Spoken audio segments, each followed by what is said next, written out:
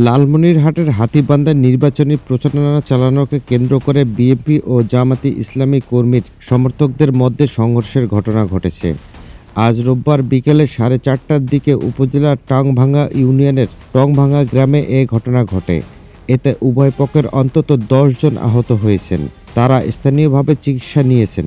খবর পেয়ে লালমনিরহাটের জেলা প্রশাসক ও জেলা রিটার্নিং কর্মকর্তা এইচ.এম. রকিব হায়দার, লালমনিরহাটের পুলিশ সুপার মোহাম্মদ আসাদুজ্জামান ঘটনাস্থলে ছুটে যান।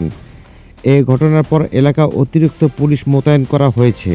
পাশাপাশি র্যাব ও বিজিবি সদস্যরা টহল বাড়িয়েছেন।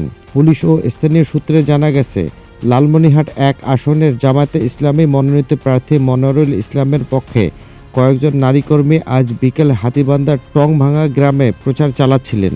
এ সময় বিএনপি প্রার্থী হাসান রাজীব প্রধানের এক কর্মীর বাড়িতে গেলে তাদের বাধা দেয়া হয়। পরে এ বিষয়ে বিএনপি ও জামায়াতের স্থানীয় নেতাকর্মীরা বাকবিতণ্ডায় জড়িয়ে পড়েন। এক পর্যায়ে লাঠিসোঁটা নিয়ে দুই পক্ষের মধ্যে সংঘর্ষ জড়ায়। এতে উভয় পক্ষের কয়েকজন আহত হন। এ সময় কয়েকটি মোটরসাইকেল ভাঙচুর করা হয়। পরে পুলিশ ঘটনাস্থলে গিয়ে পরিস্থিতি নিয়ন্ত্রণে আনে। সংঘর্ষে 1 মিনিট 39 সেকেন্ডের একটি ভিডিও সামাজিক যোগাযোগ মাধ্যমে ছড়িয়ে পড়েছেন। ভিডিওতে দেখা যায় নির্বাচনের প্রচারণা নিয়ে বিএনপি ও জামায়াতের নেতাকর্মীরা কথা কাটাকাটি করছেন। এক পর্যায়ে দুই পক্ষ লাঠিছোঁটা নিয়ে মারামারি জড়িয়ে পড়েন। পরে উভয় পক্ষের মধ্যে পাল্টাপাল্টি ধাওয়া ও পাল্টা ধাওয়া শুরু হয়।